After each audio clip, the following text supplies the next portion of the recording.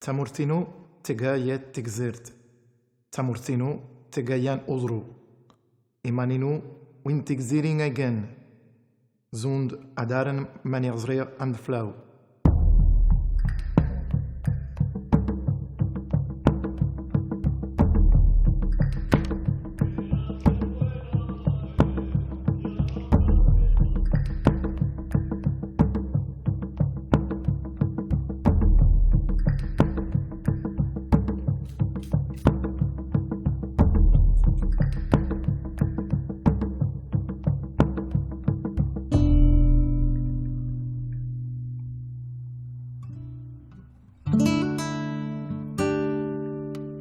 ¿Tú te acuerdas cuando tú eras chiquilla?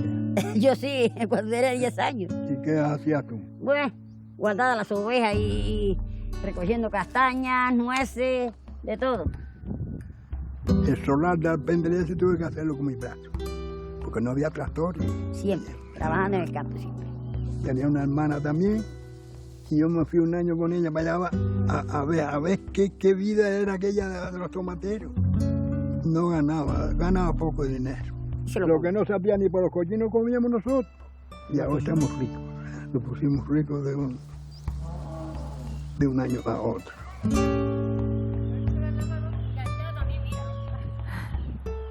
La ciudad no se hizo con nosotros. No se hizo con nosotros. Tranquilidad. Tranquilidad, aire fresco aquí.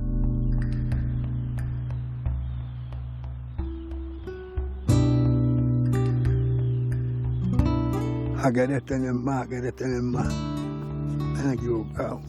Y al final viene a parar al mismo sitio porque le falla la cosa. Y llega un momento que cae.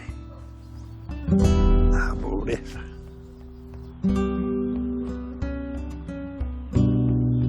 Estamos en el país que nos dio la vida. Estamos tranquilos.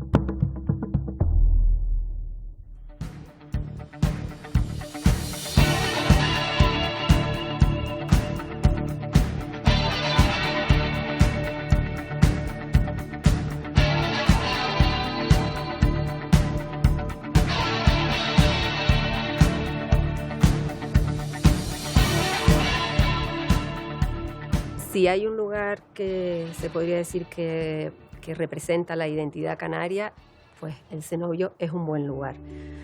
¿Por qué? Porque el cenobio de Valerón es un yacimiento arqueológico construido por los antiguos canarios, es un granero colectivo y es realmente el granero colectivo más grande, más impresionante de todo el archipiélago y por supuesto de Gran Canaria también. Tenemos fechas de carbono 14 en torno al año 1000, 1100, pero probablemente se construyó mucho antes.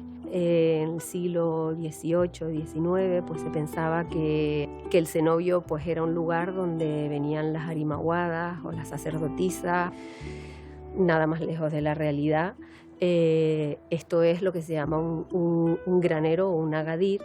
A partir de mitad más o menos del siglo XX, principios del siglo XX, se empieza a ver que en el norte de África, en el mundo bereber, tenemos graneros colectivos como este, o los agadires, que se usan hasta hoy día incluso.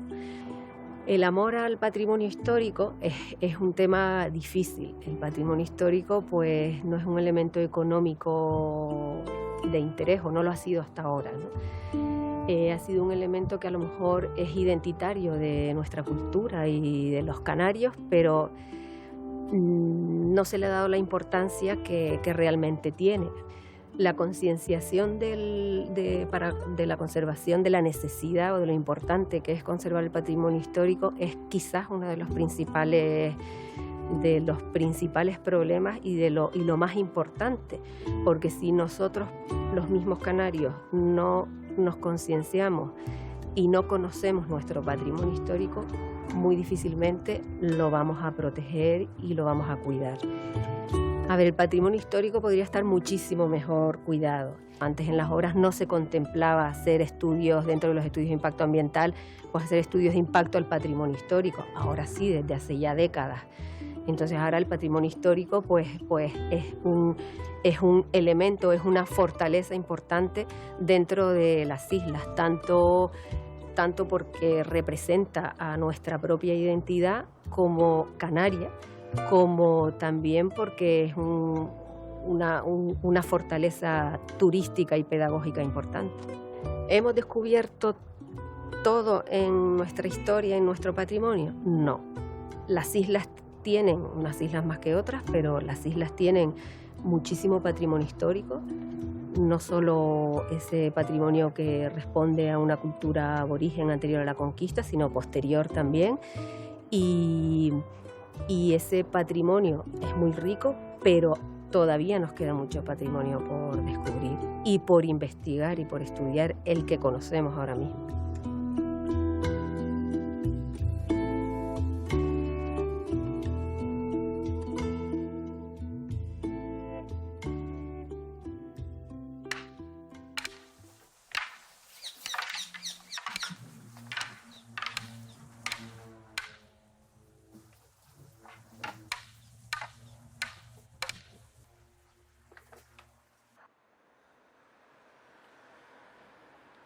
¿Qué papel desempeña en la identidad de un pueblo la lengua que emplea para comunicarse? La lengua es absolutamente imprescindible para la identidad de la gente.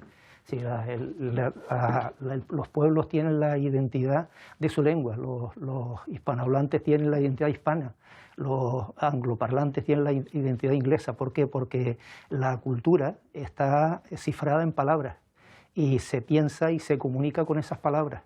¿Y la lengua canaria exactamente, cómo podríamos definirla? ¿Es una descendencia del guanche? ¿Es una descendencia del español? Bueno, ¿es una mezcla de muchas cosas? La lengua canaria es la lengua española. Esa es la lengua canaria, la lengua española. La lengua española no tiene nada que ver con el guanche. La lengua española, la lengua española nace en Castilla y luego se echa a principios del siglo XV, se echa al Atlántico, viene a Canarias.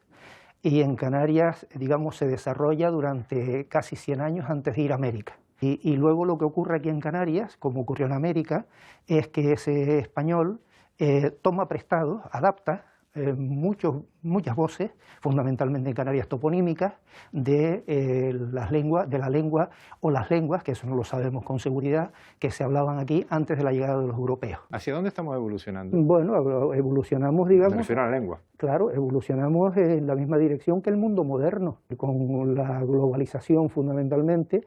Casi vivimos todos en la misma aldea, en el mismo patio de vecindad, podríamos decir. Tecnologías, los niños nuestros que se comunican hoy a través de Internet con los australianos incluso, ¿no? Pues bueno, reciben influencias de ahí, fundamentalmente del inglés, pero esos cambios son superficiales, porque lo más definidor del dialecto es la fonética y la gramática, fundamentalmente. Y eso la estamos manteniendo. Fundamentalmente la fonética. Esa va evolucionando también, pero evoluciona, digamos, en la misma línea, de su evolución tradicional. ¿Y eso seguirá siendo una seña de identidad nuestra por mucho más tiempo? Sin ninguna duda, claro. Yo creo que ahí es donde la identidad, las diferencias del habla canaria, del español de Canarias, está fundamentalmente ahí. Va a estar fundamentalmente en lo fonético. ¿Es el acento el último reducto de identidad canaria que nos queda? El concepto de identidad es un concepto muy complejo. Es probable que sea el acento el más resistente, digamos, al cambio. Es muy probable. La pronunciación fundamentalmente y la entonación. Probablemente ahí eso sea lo irreductible, lo que probablemente no se pueda asimilar a las influencias, digamos, de fuera, del exterior, ¿no? Una cuestión que es una polémica que es recurrente, el vosotros. Eso también está penetrando, o ya existía y ahora lo que se está haciendo es recuperándose. La distinción, vosotros ustedes, es una distinción que probablemente estuvo generalizada en todo el archipiélago hasta finales del XIX. Todavía hoy, en La Gomera, la distinción es general. También en Tenerife, de Arafo para abajo, por ahí se emplea la distinción. Y en La Palma exactamente igual. Y cuando yo era niño pasaba exactamente lo mismo. ¿Qué pasó después? Bueno, después lo que pasó es que a imitación de Andalucía, a partir del habla de las Palmas de Gran Canaria, se empieza, digamos, se adopta esa forma andaluza, que es donde surge la neutralización de la oposición, entra por Gran Canaria y de ahí se empieza a extender al interior de Gran Canaria, a Lanzarote, Fuerteventura, también para acá, para Tenerife, y todavía la provincia occidental, que es una provincia en Canarias más conservadora en cuestiones de lenguaje, pues todavía, digamos, no se ha consumado la neutralización, el cambio, el neologismo. El dialecto está permanentemente cambiando, se va adaptando a las necesidades. ¿Pero por qué cambia de la gente. aquí y no cambia en Latinoamérica, por ejemplo? Lo principal es que aquellos son países independientes, son repúblicas independientes, y entonces la política lingüística no tienen el contacto que tenemos nosotros con la metrópoli, con España, con la península. Nosotros estamos más sometidos a la influencia de los medios de comunicación, a los que por otra parte el canario en general le suele conferir más crédito que a los canarios. Vaya, pues eso nos afecta mucho. Claro que nos afecta mucho, pero bueno, ese es el gran problema. El gran problema es que tienes una modalidad desprestigiada y lo que ha pretendido la Academia Canaria de la Lengua es prestigiarla, y lo que ha pretendido también el sistema educativo canario es prestigiarla, pero hay que prestigiarla con seriedad, no hay que prestigiarla simplemente promocionando los arcaísmos o promocionando las cosas folclóricas. El español de Canarias no se identifica solamente con las palabras rurales o con las palabras tradicionales, que por otra parte ya casi están desaparecidas. Pero tampoco hay que alarmarse porque ese vocabulario es un vocabulario superficial, es un vocabulario de aire. El vocabulario fundamental de los idiomas es el vocabulario que está arraigado en grandes familias de palabras. Nosotros no podemos vivir sin la palabra corazón, o sin la palabra mano, sin la palabra cabeza o sin el verbo comer. La identidad lingüística nuestra no depende solamente de las palabras, que hay que mantener en lo posible, pero no hay que agarrarse a él contra viento y marea, porque entonces perdemos la modernidad.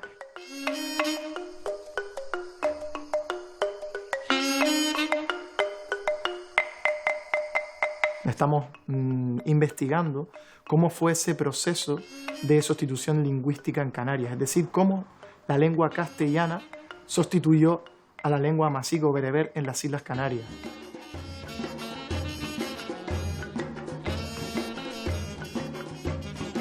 Sin lugar a dudas tiene mucho que ver con lo que fue la conquista, y sin lugar a dudas en Canarias hubo, y esto no creo que sea algo por lo que tengamos que hoy día escandalizarnos, un auténtico genocidio, o quizás, como dicen algunos autores, prefieren hablar de etnocidio, que sería quizás más ajustado, es decir, la población que sobrevive a ese proceso y está presente en la nueva sociedad, evidentemente es despojada de su propia identidad cultural por la presión social, económica, cultural, etcétera, que literalmente fuerza al indígena a abandonar toda su propia identidad.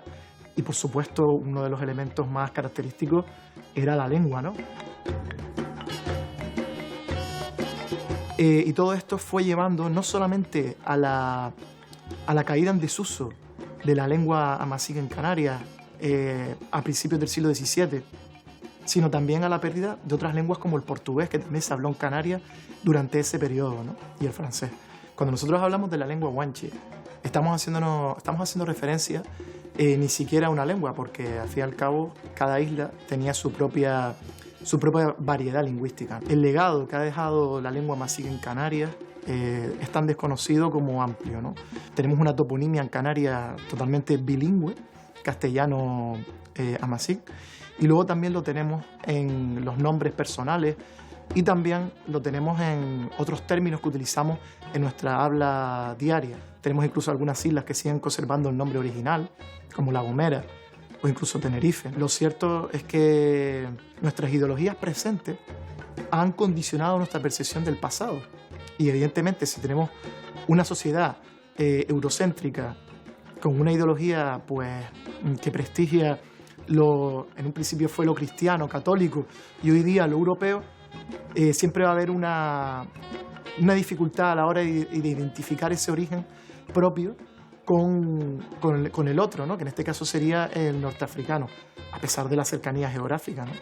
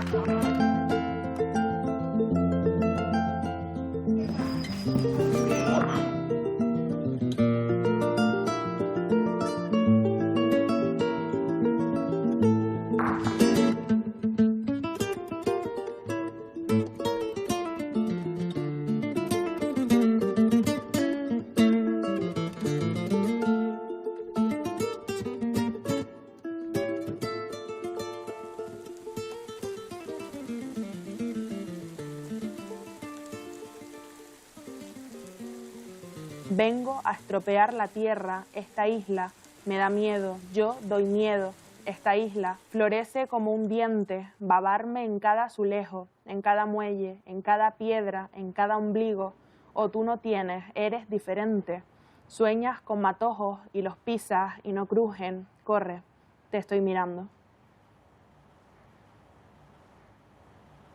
Ese poemario, Pueblo Yo, dices que esto es un acercamiento a la periferia escrito desde lo canario. ¿Qué es lo canario para tu generación? Pregunta complicada. Tuvimos un movimiento hacia afuera, ¿no? Es un poco lo que veo, hacia buscar referentes fuera, ¿no? Y ahora estamos volviendo quizás a mirar hacia la tierra y a descubrir todo lo que somos por ser periferia, ¿no? Todo lo que significa la periferia dentro de nuestra identidad. Y yo creo que la periferia canaria conecta con muchísimas otras periferias que generan identidades, ¿no? Yo creo que podemos analogar perfectamente el proceso de la periferia canaria con el de la periferia de género, por ejemplo. Es un poco la canariedad dentro de todo ese contexto que ahora estamos visibilizando de realidades que no están dentro del centro, ¿no? Que se ubican en un margen. La tierra también está muy presente en tu poemario. ¿Estamos abocados a identificarnos necesariamente con la tierra siempre?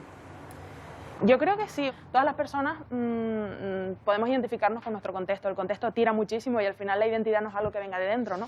Es algo que viene primero por cómo te leen otras personas, es algo que dictan las demás personas de alguna manera. Y segundo, por el entorno en el que nace, lo simbólico de ese entorno, ¿no? Y cómo tú te construyes a partir de esos símbolos. ¿Qué pasa?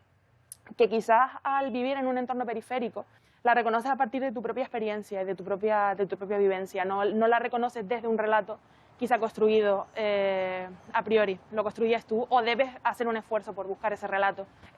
Yo creo que al final cuando vivimos en entornos periféricos estamos abocadas a que se nos exotice de alguna manera o a que incluso en algún punto la imagen que tenemos de nuestro propio entorno sea la imagen que se tiene fuera, ¿no? Y eso en Canarias lo sufrimos muchísimo, tenemos una imagen totalmente turística, que muchas veces, eso lo comentaba mi amigo Yeray Barroso, poeta también, en un hilo en Twitter, ¿no? Que al final somos una generación acostumbrada a que se nos identifique con una toalla, con un loro del Loro Parque, ¿no? Cuando realmente eso no dice nada de nuestro contexto. Soy del sur, de Tenerife, y mucha gente lo asocia siempre a sol y playa y demás, pero en mi pueblo hay siempre una nube negra encima y suele llover, suele hacer frío, ¿no? Porque es un pueblo de medianías. Entonces, muchas veces la gente flipa un poco cuando le digo, soy del sur y en mi pueblo hace frío, ¿no?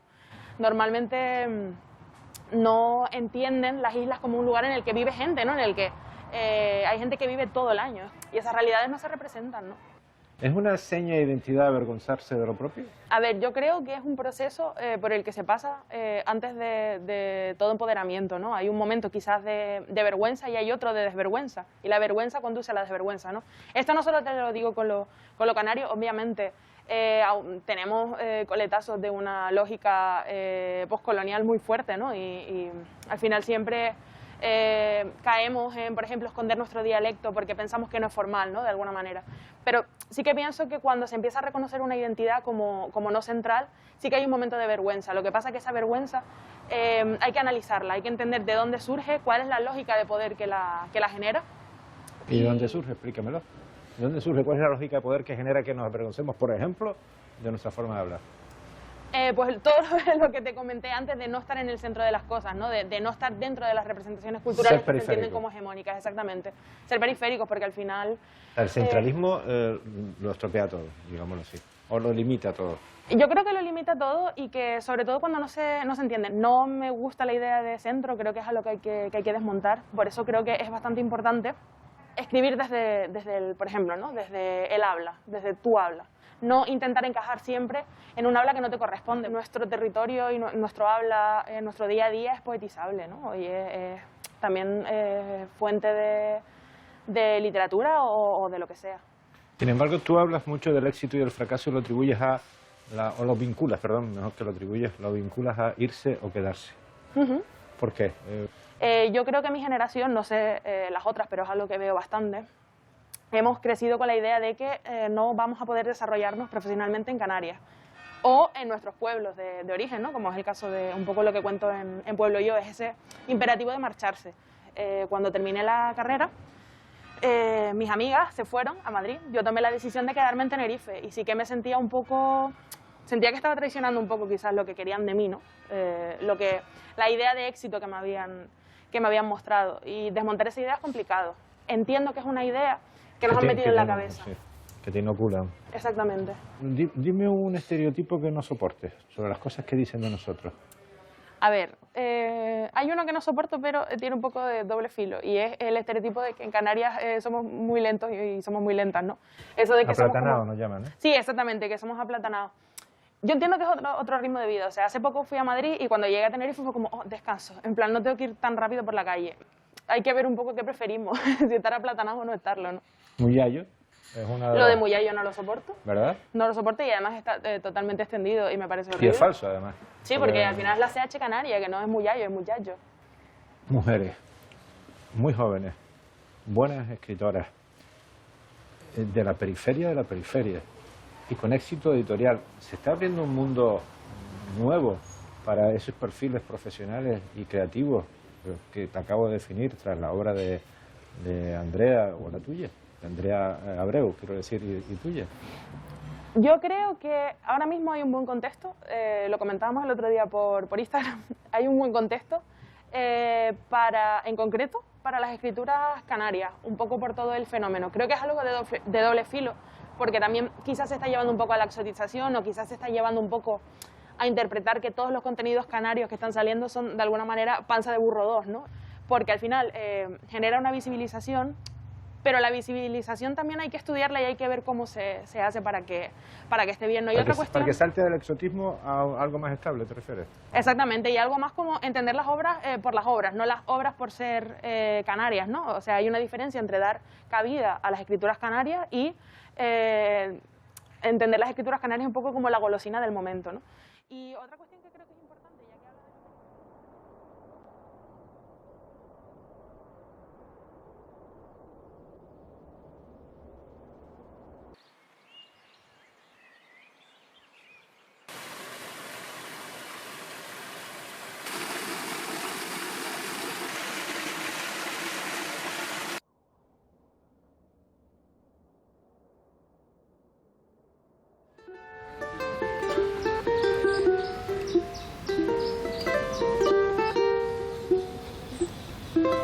Cuando voy a competir fuera, pues siempre me preguntan dónde vivo y a veces no saben dónde vivo porque le digo, no, yo soy española, pero yo vivo en Canarias y es un orgullo traer una gran medalla o grandes medallas de todo el mundo, sobre todo que la gente me reconozca como Canarias y con lo que he conseguido cada competición. Cuando yo oigo a la gente hablar de mi tierra sin que ellos sepan que yo soy canaria, a mí me inunda una sonrisa interior y un orgullo que luego digo, yo soy canaria, yo soy de Tenerife.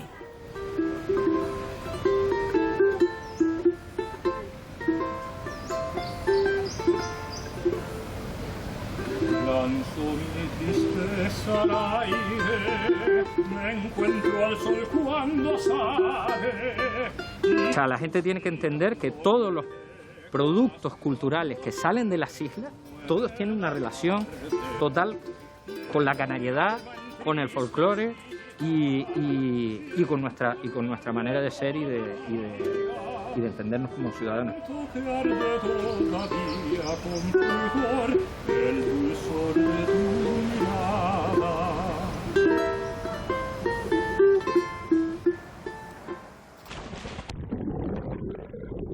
La imagen perfecta que define las Canarias es el mar.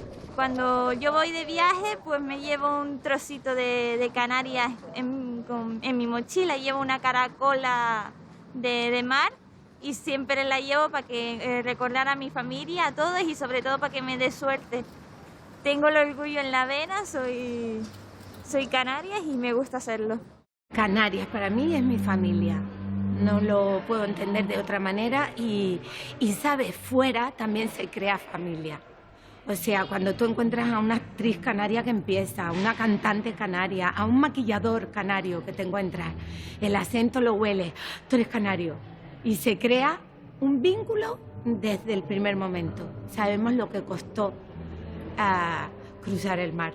Yo creo que los canarios muchos entendemos el mar como un camino y otros lo entienden como una barrera. Yo creo que hay que entenderlo como un camino, además lo estamos viendo muy claramente ahora, y como un camino también para llevar nuestra cultura y para exportar las cosas buenas que tenemos, que son maravillosas. Yo, cuando llegué a Madrid, que llevo ya viviendo en Madrid 24 años, llegué la más reivindicativa. Yo iba a ser la primera actriz que hablara en canario.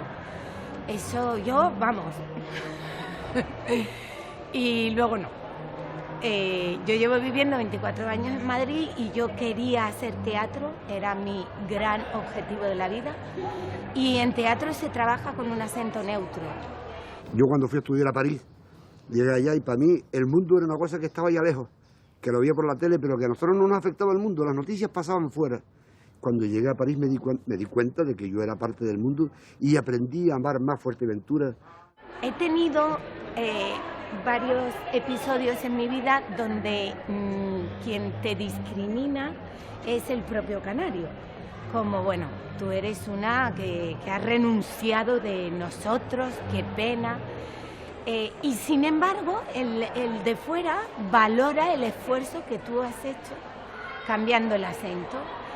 Y estoy muy reconciliada con ello, porque pienso que si miro para detrás, muchos trabajos de mi carrera son personajes que no tienen un origen canario, y eso para mí es un mérito como actriz. A veces somos un poquito chauvinistas. Yo creo que como hemos sido un pueblo tan maltratado, que a veces tenemos el complejo ese. Hasta hace poco existía cierto complejo de que lo que hacíamos aquí era solo para nosotros, ¿no? Ciertos complejos y ciertas barreras que hay que derribar, ¿no? Pues ciertas costumbres de que lo mejor era lo que nos venía de fuera, ¿no? Y que teníamos que adaptarnos nosotros a ello. Que yo creo que fuera nos perciben mejor muchas veces que en las mismas islas.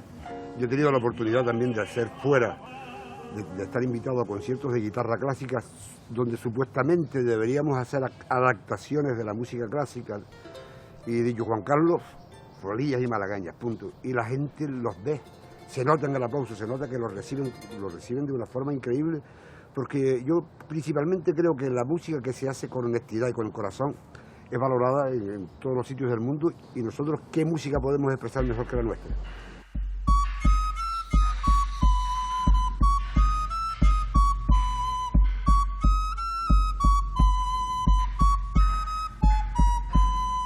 Dice el duque de Cabra que quiere a la viuda, y si el duque la quiere, a mí que se me da. Ay, triste de mí, yo no quiero a la viuda, que me quiero a mí, que quiere a la viuda, y si el duque la quiere, a mí que se me da.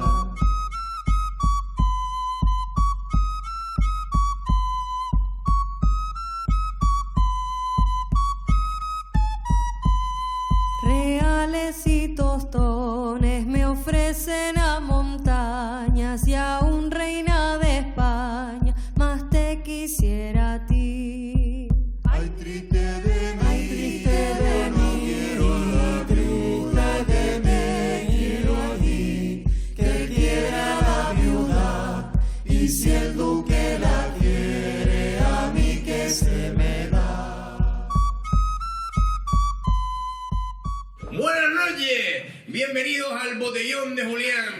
este rinconcito de la cultura de Canarias. Claro que sí, este espacio que nos ceden para mostrar al mundo lo que es Canarias, porque amigo, Canarias es así.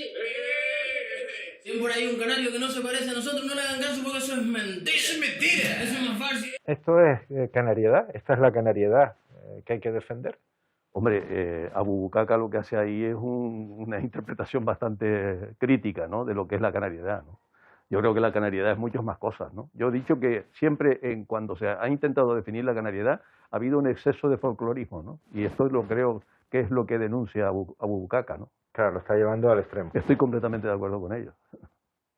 ¿Crees que la televisión canaria ha contribuido un poco a esa falsificación de la que estás hablando, a exacerbar algunas actividades populares para convertirles en seña de identidad indiscutible? Bueno, ha habido en la televisión canaria, a la hora de hablar de cultura, ha habido un exceso de folclorización, tengo que decirlo.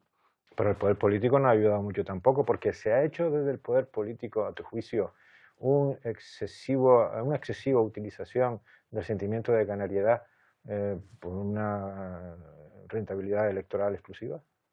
Dentro del poder político hay mucha indigencia cultural y no hay demasiado interés. Siempre la cultura es otra María, ¿no?, como el turismo. ¿Y por qué es esto? Porque no sé, la gente no tiene... bueno, hoy día la gramática de la política, ¿sabes cuál es? Es la economía, ¿no? Este programa va de identidad y me gustaría tu opinión como experto en la materia, si con la identidad se está haciendo más política de la cuenta, más política de la que se debiera hacer. Siempre pienso que hay una frase ahí de Carlos Fuentes, que la dijo en un libro que tengo por ahí, que decía que no hay globalidad que valga sin localidad que sirva. Y yo creo que la identidad siempre es necesaria, que los pueblos tengan su personalidad y que la pongan en cuestión. Tampoco la identidad es solo la copia del pasado, la identidad también es cómo enfrentamos los problemas actuales, ¿no? Y por lo tanto yo creo que es una manera como un ser humano se conduce la vida, así se conducen también los pueblos. ¿Hacia dónde debe mirar el nacionalismo canario para hacer frente a las necesidades de transformación global que se plantean en estos momentos? Tengo una teoría y la he defendido durante mucho tiempo y en algunos libros sobre la atlanticidad, ¿no? Nosotros, yo creo que somos un pueblo cuyo origen está en el Monte Atlas, en los pueblos del Monte Atlas. El origen está ahí y la proyección de ese pueblo está en el Atlántico. Y en el Atlántico nosotros tenemos mucho que decir, ¿no? No solo en el ámbito de la Macaronesia, ¿no?, los 4 archipiélagos macaronésicos, sino luego en reforzar nuestro diálogo con Europa, que siempre fue una manera de ir por la vida de los canarios, y seguir además proyectándonos más allá de lo que son nuestras fronteras, ¿no? ¿Esa atlanticidad no da la espalda demasiado a África? ¿O es África, los países limítrofes, particularmente estoy pensando en Marruecos, Senegal, Mauritania, no estaremos dando demasiado la espalda, a pesar de nuestra procedencia del Atlas, como decías al principio, demasiado espalda a África? Bueno, es que ese diálogo lo teníamos antes. El volumen de negocio que teníamos en los años 70 con el Sáhara era de 65.000 millones de pesetas, ¿no? Yo creo que ese volumen de negocio hoy día no existe, a pesar de todas las proyecciones y de todas las ayudas europeas, todos los convenios, todos los planes que estamos haciendo. Ese volumen de negocio todavía no lo hemos conseguido, ¿no? Ese diálogo era muy fluido hasta los años 70, luego se ha interrumpido, ¿no? Hablando de nacionalismo y de atlanticidad, estamos presenciando el auge de determinados nacionalismos evolucionistas, en algunos casos, lo cual me lleva a pensar que si, a tu parecer, existe como el colesterol, nacionalismos buenos y nacionalismos malos. ¿Es bueno el nacionalismo canario y es malo, por ejemplo, el nacionalismo español? No, yo creo que el nacionalismo lo que tiene que ser es inclusivo y abierto. No puede ignorar la globalización de la que antes hablábamos, ¿no? Los pueblos no se pueden encerrar en sí mismos, tienen que dialogar. Yo siempre hablo que para mí la definición más simple que tengo de nacionalismo, que es la defensa de un territorio, de una sociedad y de una cultura, de una manera de ser, de saber y de enfrentar la vida, ¿no? Eso es el nacionalismo. Yo creo que no hay ningún pueblo que no ejerza el nacionalismo de una manera o de otra, ¿no? ¿Tú crees que esta es la mejor manera de defender nuestra tierra?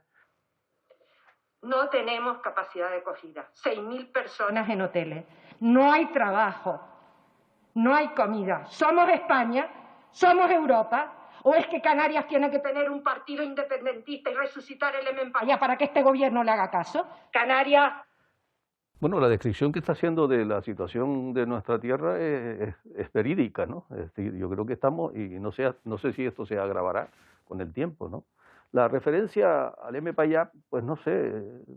Es muy afortunada. No, hombre, ahí está también la rivalidad que está manteniendo Coalición Canaria-PNC en el Congreso con los partidos independentistas vascos o catalanes, que parece que están llevándose mayor tajada. A lo mejor lo que ha hecho Ana es esa especie de peripecia retórica para recordar que también aquí hubo una opción en este sentido, ¿no? De todas maneras, las experiencias independentistas canarias habría que hablar un poco de ellas, ¿no? Porque fueron represaliadas muy brutalmente y el Estado se equivocó en dos ocasiones, ¿no? Pero claro, eran opciones que surgieron en un momento determinado y que yo creo que son más anecdóticas que reales, ¿no? El nacionalismo que preconiza la señora Aramas y que preconiza el Partido Nacionalista Canario, de la defensa de la canariedad frente a los partidos sucursalistas, a los partidos dependientes de la metrópolis, no ha dado, sin embargo, esa posición nacionalista 27 años después, no ha dado los frutos. Tanto es así que la señora Aramas describe un panorama desolador. Bueno, pero el panorama que ha descrito Aramas viene dado más bien por los últimos acontecimientos. Hombre, antes de la pandemia, eso sí lo tengo claro, había 210.000 parados en Canarias y 650.000 en exclusión social. Tienes razón en ese sentido, de que efectivamente a lo mejor no se han dado todos los frutos que se esperaban, pero las variables son otras. Yo creo que el PIB per cápita y todo esto ha subido en Canarias, si lo comparamos, por ejemplo, con Cabo Verde, por ejemplo, ¿no? La diferencia que puede haber en los ingresos per cápita. Y yo creo que se ha avanzado en sanidad, se ha avanzado en educación y se ha avanzado en muchos otros ámbitos. Bueno, insuficientemente, según los... Pero bueno, podría haber sido mejor, desde luego, ¿no? Pero no estamos, no digo solo el nacionalismo, digo la política canaria en general, demasiado instalada en el victimismo, en el lloriqueo, digámoslo así, perdón por la expresión, en ese victimismo, en esa petición continua de ayuda del Estado, que nos hace parecer incluso un poco acomplejados en ocasiones. Sí, yo creo que debíamos haber desarrollado reflejos propios más contundentes, ¿no? Es decir, porque a mí tampoco me gusta, el victimismo no me gusta, ¿no? Es decir, yo creo que ya era hora de que, bueno, el estatuto que hemos aprobado en el 18 yo creo que nos va a dar mucho juego, habrá que desarrollarlo, y no se está desarrollando, no se está desarrollando. Y yo creo que ahí, por ejemplo, por poner un simple ejemplo, la Consejería de Turismo ha sido una María durante todas estas legislaturas. Tanto en el REF aprobado en el 2018 como en el Estatuto aprobado en el 2018 se le exige en artículos muy concretos a turismo que tenga planes de desarrollo propios, porque no hemos sabido ni conducir nuestro turismo. Pero eso es competencia nuestra directamente. Ahora ya es competencia, bueno, claro que es competencia nuestra, pero no hemos sabido, el consejero o la consejera de turismo de turno siempre ha sido como una especie de viajero que va a las ferias de Londres o va a Alemania, pero no hemos hecho lo que es una estructuración de ese sector tan importante, con el 35% de la riqueza que genera y el 40% de empleo directo e indirecto, ¿no? Ahora no solo esperamos las soluciones desde España, sino también las esperamos desde Europa. Y yo creo que en ese sentido debíamos nosotros de ser mucho más activos, ¿no? Hay que buscar alternativas reales a lo que son sectores productivos que no solo nos produzcan riqueza, sino que además nos den empleo para nuestra gente, ¿no? Por lo que Ese es el gran debate abierto durante 5 siglos, ¿no? No hemos sabido resolverlo. Pero más cercano a los 5 siglos, los últimos 40 años hemos tenido autonomía. Estoy llegando a la conclusión de que muchas cosas de las que nos pasan no son culpa del exterior, son culpas nuestras. Puede ser. Hemos tenido poca imaginación en ese sentido, ¿no? La economía tampoco ha sido otra de las consejerías que ha tenido demasiadas mentes brillantes en Canarias, ¿no?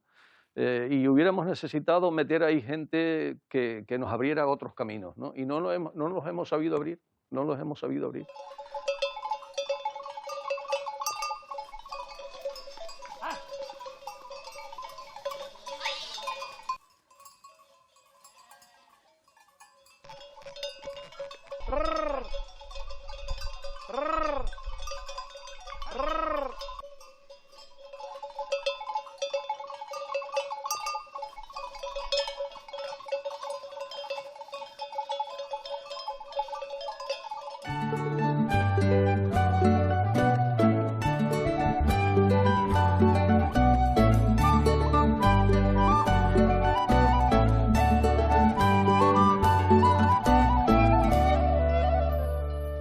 ¿Cuál es nuestra seña de identidad económica como pueblo? Como pueblo, Canarias siempre ha dependido de un monocultivo. Ocurre en regiones que son débiles en sí. Nuestra economía en algunos momentos tiene fortaleza, pero cuando esa fortaleza se acaba, hay que pensar en algo nuevo. Sí hay algo que marca la identidad canaria desde el punto de vista económico y fiscal, es nuestro REF, que data de la conquista, siglo XV. Has hablado de fortaleza, pero también el REF ha mostrado muchas debilidades, o por lo menos algunas ineficacias. Nace para cohesionar el territorio económica y socialmente, y sin embargo nuestros ratios no son los mejores. ¿En qué hemos fallado? ¿Falla el REF o falla la capacidad para aplicarlo? Bien, el REF tenemos que tener en cuenta que es una institución que yo defino como las necesidades que en cada momento la sociedad canaria entiende que le deben ser cubiertas. Si hoy salimos a la calle y preguntamos al ciudadano de pie, primera preocupación que quiere que se resuelva es la pandemia. La segunda son los efectos negativos de la pandemia y la tercera, la migración irregular. Para mí, el REF se tiene que focalizar en esos tres aspectos. ¿Falla el REF? No. Los que fallamos somos nosotros. Fallamos los canarios, que muchas veces nos falta imaginación para que este régimen evolutivo se cohesione. Fallan los políticos por no darle importancia exacta a los problemas principales y fallan los funcionarios de las distintas administraciones que ven el REF como un privilegio, entre comillas, cuando el REF es una necesidad que tiene una región ultraperiférica y una región fragmentada para asumir unos costes que le vienen dados y ser competitivas en otros mercados. ¿Crees que la situación actual requiere de otro revulsivo? La experiencia que tengo a lo largo de la historia, los canarios hemos sido incapaces de salir de los monocultivos si no ha sido con una actuación drástica. Actuación drástica que muchas veces ha implicado etapas de hambruna. Después de un perjuicio económico tan grande como es el que estamos viviendo ahora, saldrá un revulsivo para que estas islas de nuevo tengan sus fortalezas, basadas en una encrucijada de caminos que siempre fue nuestra fortaleza principal. Nuestras fortalezas hoy y siempre han sido el carácter ultraperiférico reconocido ahora por la Unión Europea y nuestra historia. Has descrito las debilidades que plantea nuestra economía, la economía de Canarias, que además forma parte de su identidad como pueblo. ¿Crees que vamos a tener que seguir dependiendo de ayudas externas? Nuestra dependencia no va a variar ni siquiera con un REF más potente. Nuestra dependencia viene también vinculada a lo que conocemos por el victimismo de los canarios. Y este victimismo también tiene un componente histórico. Quizás sea una debilidad que tenemos en Canarias como región y que quizás forme parte de nuestra propia idiosincrasia.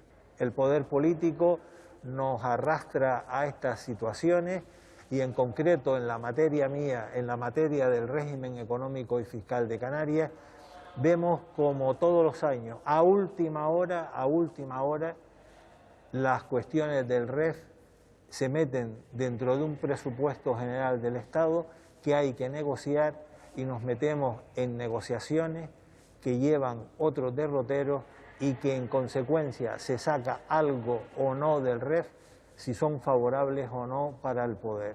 Y de ahí vienen estas debilidades que ocurren siempre en las negociaciones y que se salvan al final dándonos algo a cambio para que estemos callados.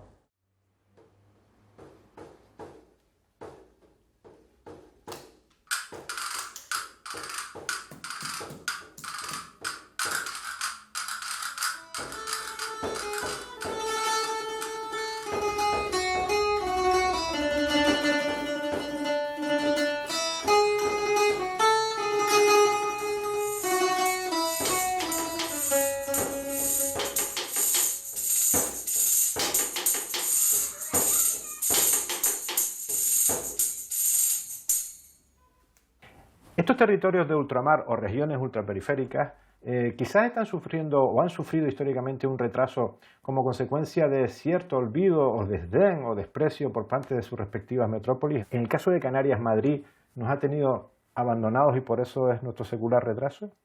Yo creo que ha habido una cierta dejación. Yo creo que gran parte de lo que podría achacarse al retraso económico, digamos, de las Islas Canarias es consecuencia de lo que ha sido esa lejanía, esa distancia y el pasar un poco de ellas. Yo creo que ahí seguramente faltaría más nacionalismo por parte de Canarias para, así, miraría por un momento a lo que es el País Vasco. Lo digo porque el PNV con pocos diputados consigue grandes logros y Canarias tendría que procurar un poco esta línea, pero no únicamente la historia acaba en Madrid. Tenemos también que ir a Bruselas y ahí tenemos que saber negociar. En estos tiempos de armonización fiscal o de tendencia hacia la armonización fiscal que viene en los presupuestos generales de Estado de 2021, ¿crees razonable o posible que Canarias pueda reclamar una profundización en su acervo histórico fiscal?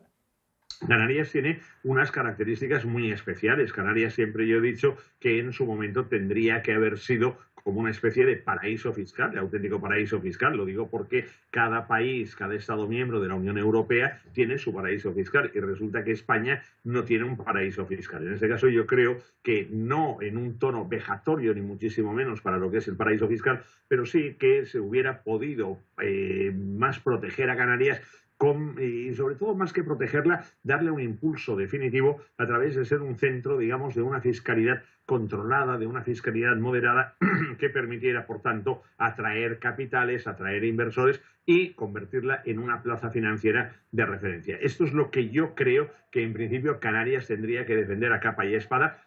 Tu modelo es el de Andorra, por lo que has dejado escrito. ¿Cómo sería eso extrapolado a Canarias? Hombre, en principio sería con un impuesto sobre la renta de las personas físicas bajo. Por otro lado, el impuesto sobre sociedades. El impuesto sobre sociedades, por ejemplo, Irlanda, que yo me voy a un caso muy concreto que es el de Irlanda. Irlanda con tipos bajos que están en el 12%, pero que en la mayoría de los casos en empresas tecnológicas están en el 6,5% o incluso en el 3,75%, resulta que recaudan el 3,2% del PIB en impuestos sobre sociedades.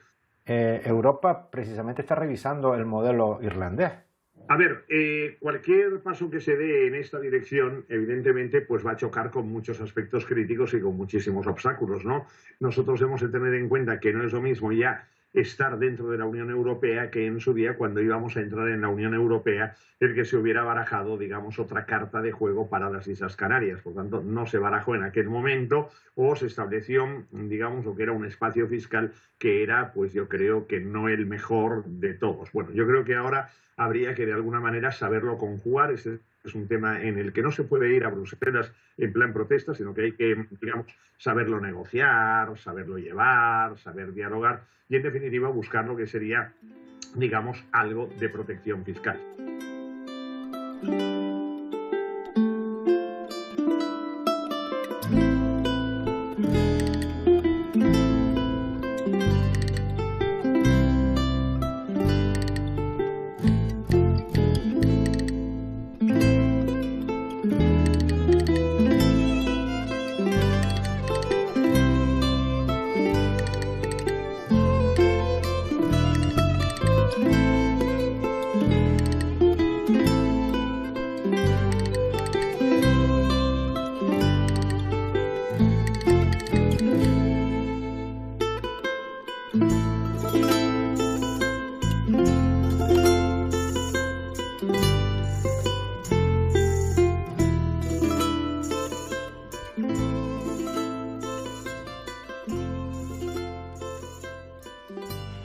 Estamos en el Museo Canario, que se supone que es una de las cunas donde se conservan los vestigios de nuestros orígenes, de la canariedad.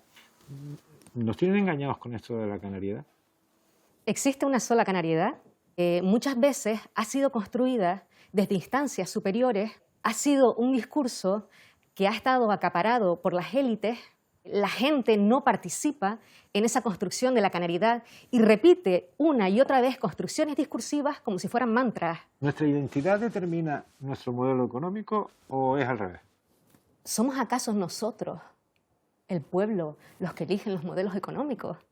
Cualquiera que escarbe un poco en su propia genealogía familiar puede ver esos modelos económicos que han ido forjando nuestra identidad y no al revés. Por ejemplo, en mi casa, mi abuela es de Tirajana, mi abuelo de Teror, se conocieron ambos en los tomateros, en la aparcería, y es muy duro cuando tu abuela te dice que llamaba amo al dueño de la finca, que era prácticamente como una especie de servidumbre medieval, y eso evidentemente va a generar un determinado desarrollo en la psique colectiva. ¿Existe hoy esa mentalidad de sumisión, de súbdito, por nuestro pasado colonialista?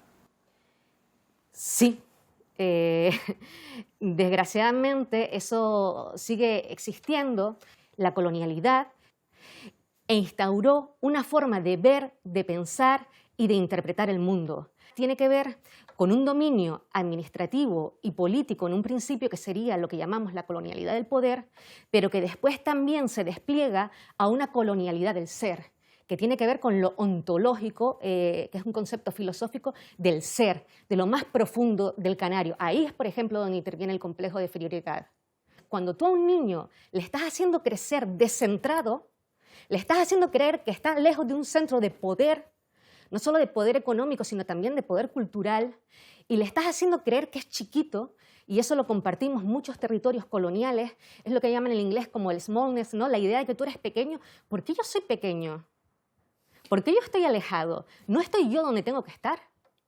¿Y eso no le ha servido al poder político en general, al poder político instalado en Canarias, para tenernos en medio sumidos en una especie de resignación? Bueno, tan solo pensar cuál es nuestro himno nacional, que es hermoso, pero es una canción de cuna. ¿Para dormirnos? Para dormirnos, quizás. Pues yo creo que los canarios es el momento de que asumamos eso que se ha llamado muchas veces como la herida colonial, que visibilicemos nuestra historia, que es una historia que nos han intentado siempre imponer desde el punto de vista de una historia de conquista. ¿Nos invita el momento y las circunstancias a repensar lo que somos como pueblo? Debemos hacerlo, porque hay un refrán, ¿no?, que dice de aquellas aguas estos lodos, y lo estamos viviendo ahora mismo con estos brotes de, unos lo llaman racismo, xenofobia, que tiene que ver también con esto mismo que te estoy diciendo de los discursos en los que hemos construido siempre a unos otros. Y de esto también hablaba Fernando Esteves, de cómo muchas veces nos hemos apropiado del discurso de lo guanche, de lo mago, cuando los otros eran los migrantes y los extranjeros. Para construir al otro, también tenemos que construir un nosotros. Y ese nosotros que se ha ido construyendo nos hace llevarnos a una filiación europea, blanca, patriarcal, en la que en nuestro concepto de canariedad no somos capaces de incluir a otras personas. Somos capaces de incluir, por ejemplo, a los hijos de segunda generación de alemanes o ingleses que están aquí afincados, pero no somos capaces de poder considerar canarios a hijos de marroquíes, que ya son nacidos canarios, a hijos de guineanos, a la comunidad coreana, a la comunidad india. ¿Estamos mal educados en canariedad? Sí tenemos un problema en la educación, puesto que al canario no se le ha construido como un sujeto que parte de su propia experiencia histórica. Y seguimos pensando que los canarios no podemos ser, que los canarios no tenemos los medios para ser, ni para producir conocimiento. Y hasta que no asumamos la canariedad como sujetos desde nuestra propia experiencia histórica, siendo centro y no periferia, seguiremos igual. ¿No será que tenemos miedo de dejar de ser lo que creemos que somos? Por supuesto que hay miedo, porque si planteamos la canariedad como yo la estoy planteando, de una manera sincrónica, haciendo su historicidad, entendiendo cuáles son las causas que nos han llevado a ser lo que somos, un proceso profundamente doloroso. Es un proceso profundamente doloroso porque tenemos que hacer un ejercicio de autocrítica. Y tenemos que dejar de victimizarnos y dejar de creer que estamos lejos de un poder o dejar de creer que somos pequeños. Decía Manuel Alemán en su famosa obra Psicología del hombre canario, él hablaba de una conciencia neblinada. Es como una especie de venda, distorsiona nuestra manera de ser, de estar y de interpretar el mundo. ¿Y cómo nos quitamos esa neblina, ese velo? ¿Cómo lo levantamos? Pues impugnando los discursos. Tenemos que empezar a tomar las riendas entre todos, entre los de arriba y los de abajo, entre los hombres y entre las mujeres. Tenemos que participar todos en la construcción de una canariedad, que sea una canariedad inclusiva, que sea una canariedad antirracista, que sea una canariedad feminista también, porque debemos incorporar en el relato de la canariedad todas estas voces que han sido excluidas, porque tenemos una historia riquísima, una historia diferencial, una historia que hunde su memoria en el tiempo en la noche de los tiempos. Y en esa noche de los tiempos, ¿dónde quedan los guanches? ¿Dónde vive el guanche? El guanche vive en ti y en mí, porque somos sus herederos. No podemos crear canariedad dejando esa parte de nuestro pasado atrás porque es pasado. No podemos construir canariedad si obviamos esa parte. ¿Por qué no los incorporamos? Porque son africanos y esta tierra es africana. Cada vez que estamos comiendo gofio estamos practicando cultura masig. Y todo eso sin desmerecer a las otras partes que componen nuestra canariedad, para establecer una diversidad epistémica en la que entren en diálogo otros saberes, otras formas de ver el mundo. Tenemos que desaprender. Y eso, el desaprender, es profundamente doloroso, porque la identidad también se da a nivel individual. Y debemos primero hacer el ejercicio individual para poder llegar después al consenso de lo colectivo. Arroró, roró, mi niño. Arroró, roró, roró, roró, roró, roró.